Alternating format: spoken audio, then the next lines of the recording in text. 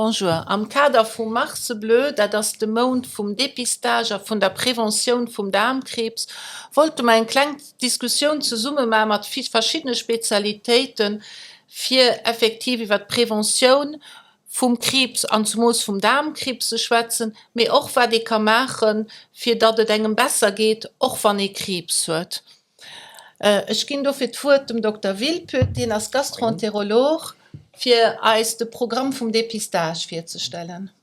Voilà. Donc effectivement, il y a le programme de dépistage qui est proposé par le gouvernement, qui est la recherche de sang dans les selles, qui se fait tous les 2 ans. C'est un test que vous recevez soit en pharmacie, soit par courrier postal.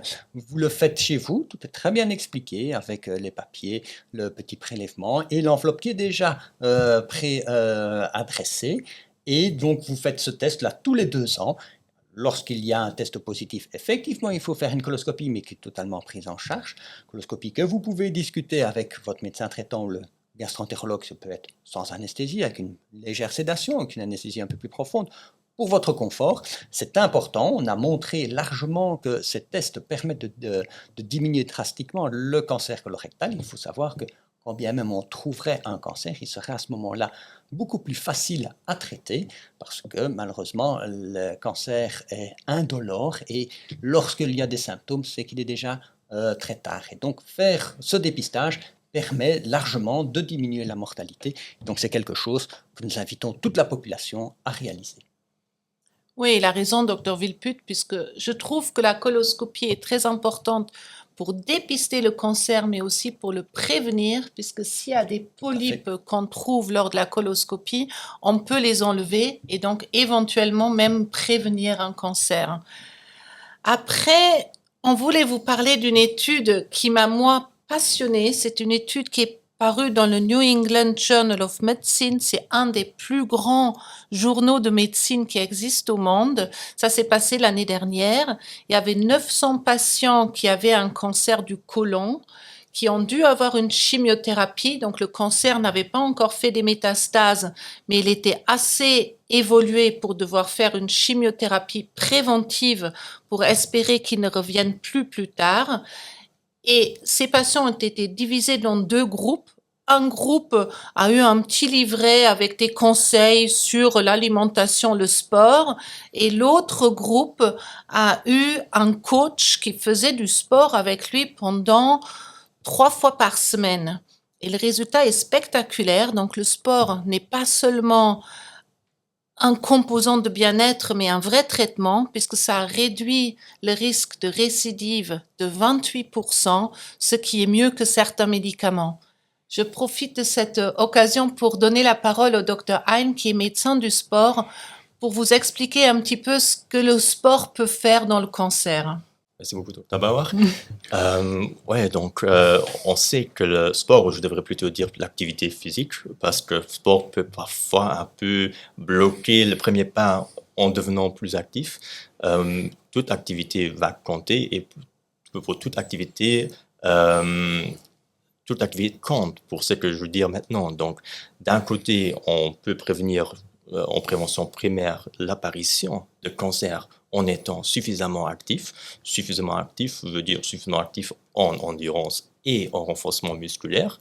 Les 2 vont marcher aider, mais si on fait les 2 ensemble, on a le plus de prévention.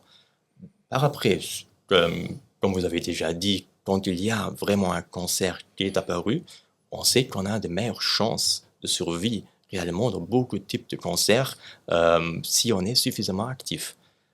Déjà, au moment du diagnostic, on sait que si on est plus actif, si on a une meilleure capacité d'endurance, si on est plus fort, on sait qu'on a une meilleure chance de survie de cette maladie. Mais même pendant le traitement, donc par exemple la chimiothérapie, on sait qu'on aura moins d'effets indésirables. On sait qu'on a une plus grande chance de pouvoir supporter la chimiothérapie optimale si on est suffisamment actif. On a une protection neurotoxique donc pour le système nerveux, on a une protection des os donc ostéotoxique, et une protection cardiotoxique. Donc, on a une protection ostéotoxique, neurotoxique et cardiotoxique étant suffisamment actif. Dans la suite, il y a beaucoup d'effets indésirables parce que tous les patients qui ont un cancer vont subir, c'est l'anxiété, c'est la dépression. Et on sait que, comme pour toute la population générale, mais aussi pour les patients qui ont une maladie cancéreuse, l'activité physique prévient, respectivement, diminue le risque de ces maladies dépressives, de maladies psychiatriques en général. Et peut-être un dernier point qui me semble très important, c'est qu'on augmente sa fonctionnalité. Donc, on reste un peu mieux dans la vie. On peut, par exemple, marcher encore mieux les escaliers. On n'est pas tellement abattu par tous ces traitements qu'on aura obligatoirement pendant cette phase de guérison. Mais Herr Feierreisen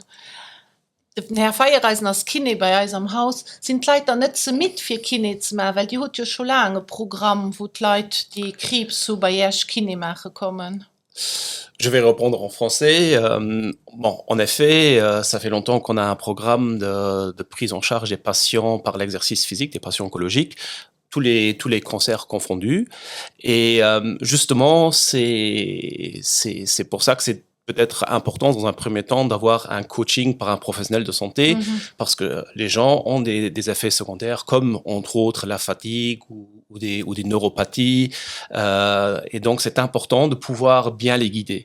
Mais justement, comme m'a dit déjà le Dr Hein, le fait de faire une activité physique ou un exercice physique structuré va améliorer ou diminuer l'état de fatigue, et donc c'est peut-être un petit moment où il faut accompagner le patient pour vraiment l'encourager, mais une fois qu'on arrive à l'accompagner et qu'il arrive à adhérer aux cibles d'entraînement qu'on lui donne, justement, il a une réduction de cette fatigue. Et donc, voilà, c'est pour ça que peut-être dans un premier temps, c'est important d'avoir une supervision dans l'activité physique. Et entre autres, l'étude que vous avez citée, ça fait la différence entre un groupe qui a été supervisé sur 3 ans, alors que l'autre groupe qui a moins bien évolué a juste eu des recommandations de faire de l'exercice physique. Et je pense que c'est pour ça que c'est important, en tout cas que initialement, il y a peut-être ce guidage qui est là. Alors nous, ce qu'on fait concrètement en kiné, c'est qu'on a un programme, comme a dit le Dr Hein, qui est basé sur une partie d'entraînement en endurance, qui va être la majeure partie en fait de la prise en charge et qui sera accompagnée de préférence par certains exercices musculaires qui sont fort ciblés. On sait que dans toutes les maladies chroniques, il y a des groupes musculaires qui vont peut-être plus facilement s'atrophier, et donc le programme de réentraînement à l'effort et de renforcement musculaire sera plutôt ciblé sur ces groupes-là. L'autre chose qui est quand même très important, et c'est important que les patients le comprennent, déjà, bouger est déjà important. Donc, c'est la première étape. Et être moins assis, c'est aussi très, très important. Et une fois qu'on a commencé à réussir à faire bouger les patients, il faut se dire que tout ce qu'on peut faire en plus est un bénéfice. Et effectivement, il y a des cibles où on dit que de manière préférentielle, si tout va très, très bien, il serait bien d'avoir entre 150 et 300 minutes d'entraînement d'intensité modérée par semaine, ou bien 75 à 150 minutes d'intensité plus élevée, vigoureuse, qu'on appelle ça. Alors c'est parfois un peu vague, qu'est-ce qui est modéré, qu'est-ce qui est vigoureux. Modéré, c'est en fait quelque chose, un exercice où vous sentez que vos battements cardiaques s'accélèrent, c'est-à-dire que vous êtes vraiment en train de faire un effort, mais on est encore capable de parler avec quelqu'un qui est à côté de nous. Alors que le vigoureux, c'est vraiment un exercice où les battements cardiaques montent, mais aussi notre respiration commence à s'accélérer et on sent que c'est difficile. Bien sûr, il faut pas exagérer, il faut pas aller au bout de ce qu'on peut faire, il faut pas aller tester ses limites, mais le fait aussi d'augmenter un peu la respiration pendant un exercice physique n'est pas mauvais. Si on ne fait pas ces intensités-là, les effets escomptés ne se produisent pas non plus. Donc, juste faire 10 minutes tous les jours, c'est bien, mais à un moment, si on veut avoir tous ces effets bénéfiques, on va quand même essayer d'augmenter progressivement en durée et d'arriver à avoir au moins cette intensité modérée pendant l'exercice pour vraiment essayer d'avoir un maximum de tous ces effets bénéfiques qui sont décrits avec l'exercice physique.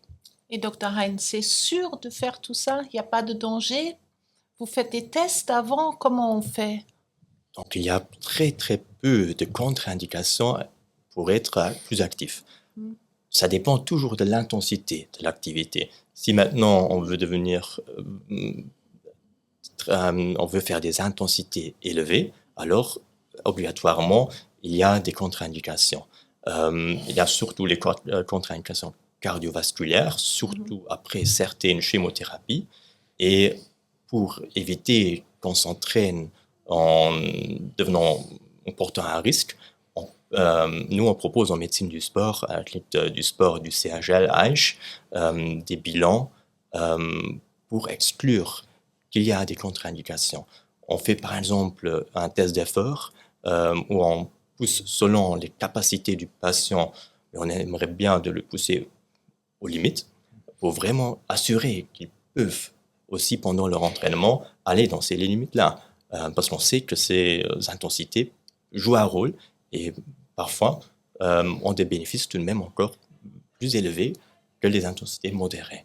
En plus, on veut aussi objectiver le niveau de base. On veut objectiver quel est le niveau d'endurance, quel est le niveau de force, pour pouvoir un peu personnaliser aussi l'entraînement. Parce que si on est déjà suffisamment fort, on fait déjà du renforcement, alors ça ne va pas apporter beaucoup de s'entraîner encore plus dans ce domaine-là. Donc on veut plutôt essayer de cibler les points moins forts du patient. Par exemple, l'endurance ou aussi un entraînement de balance proprioceptif qui est assez important aussi pour la neurotoxicité qui est parfois présente avec différentes chimothérapies. D'accord, merci. Et docteur Villeput, le sport, c'est juste bien de bouger quand on a un cancer ou est-ce que c'est bien aussi en général dans la gastroentérologie? Ah oui, donc effectivement, le sport est bien pour toute la santé, hein, ça c'est clair, hein, cardio-respiratoire et autres. Au niveau digestif, il y a notamment l'effet clairement démontré sur les maladies inflammatoires digestives, donc la maladie de Crohn et la rectocolite. Donc on sait que ce sont des maladies avec une étiologie un peu difficile, on ne comprend pas tout. En tout cas, c'est quelque chose qui est multifactoriel.